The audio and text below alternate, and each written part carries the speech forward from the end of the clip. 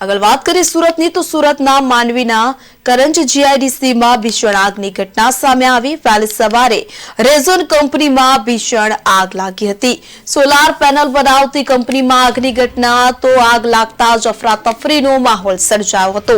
સ્થાનિક પોલીસ ઘટના સ્થળે પહોંચી હતી અને કંપની માલિકને કરોડોનું નુકસાન થયા હોવાની માહિતી પણ સામે આવી રહી છે। ઘટનામાં સદનસીબે કોઈ જાનહાનિ થવા પામી નથી તો 4 ફાયર ફાઈટરની ટીમ પણ ઘટના સ્થળે પહોંચી હતી અને આગ ઉપર કાબુ મેળવવામાં આવ્યો।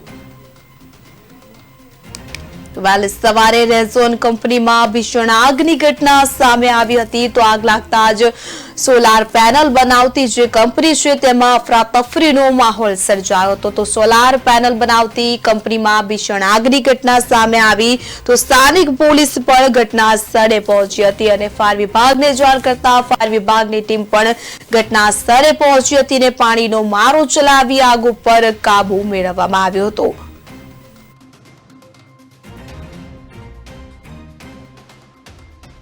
રાઇઝોન સોલાર પ્રાઇવેટ લિમિટેડ નામની જે કંપની છે કરંજ ખાતે આવેલી છે એમાં મોટી ફાયરની ઘટના બનેલી છે।